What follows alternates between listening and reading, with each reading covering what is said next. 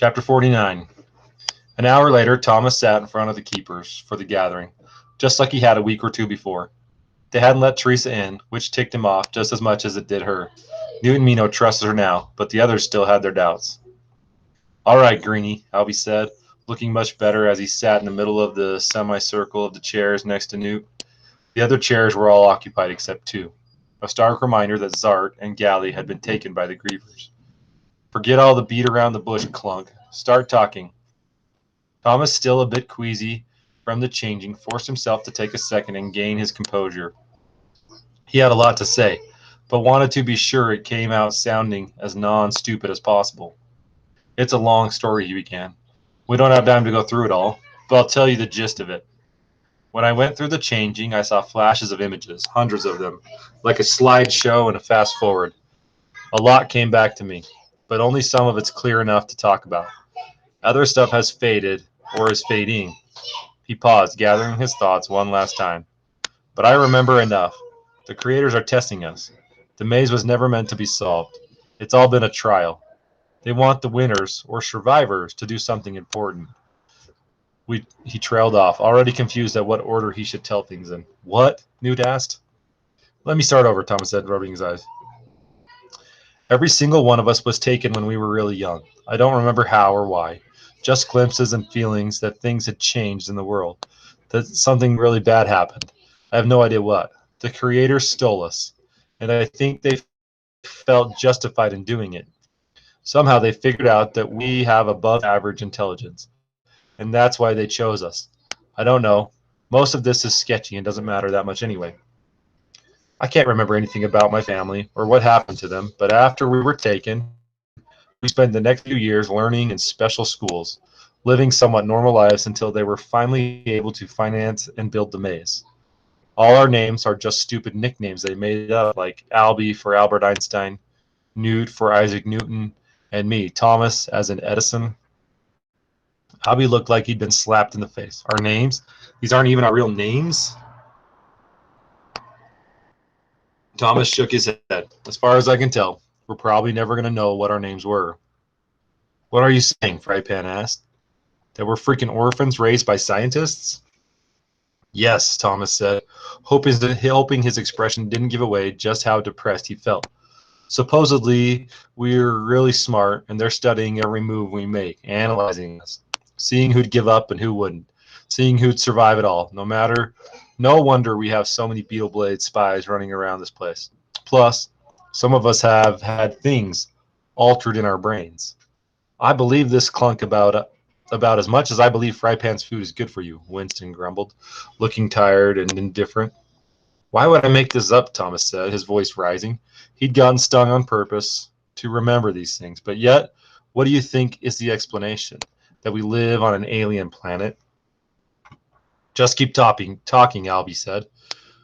"But I don't get why some of us remember this stuff. I've been through the changing, but everything I saw was..." He looked around quickly like he'd just said something he shouldn't have. "I didn't learn nothing." "I'll tell you in a minute why I think I learned more than others," Thomas said, dreading the part of that story. "Should I keep going or not?" "Talk," Newt said.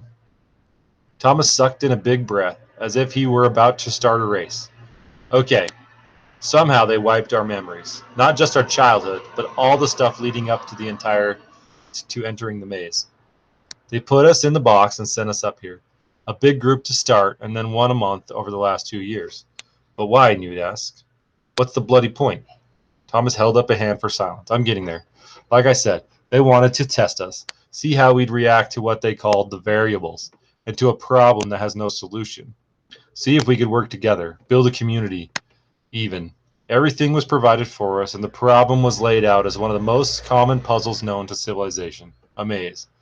All this added up to making us think there had to be a solution, just encouraging us to work all the harder while at the same time magnifying our discouragement at not finding one."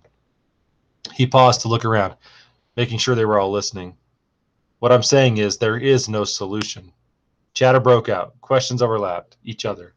Thomas held his hand up again, wishing he could just zap his thoughts into everyone else's brains. "See, your reaction proves my point. Most people would give up by now. But I think we're different. We couldn't accept that a problem can't be solved. especially when it's something as simple as a maze. And we've kept fighting no matter how hopeless it's gotten. Thomas realized his voice had steadily risen as he spoke. He felt heat in his face. Whatever the reason, it makes me sick. All this. The grievers, the walls moving, the cliff. They're just elements of a stupid test. We're being used and manipulated. The creators wanted to keep our minds working toward a solution that was never there. Same thing goes for Teresa being sent here. Her being used to trigger the ending, whatever that means. The place being shut down, gray skies, and on and on and on. They're throwing crazy things at us to see our response, test our will, see if we'll turn on each other. In the end, they want the survivors for something important. Frypan stood up. And killing people? That's a nice little part of their plan. Thomas felt a moment of fear, worried the keepers might take out their anger on him for knowing so much. And it was only about to get worse. Yes, Frypan, killing people. The only reason the grievers are doing it one by one is so we don't all die before it ends, the way it's supposed to. Survival of the fittest. Only the best of us will escape.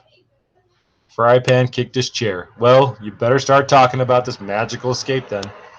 He will, Newt said quietly. Shut up and listen.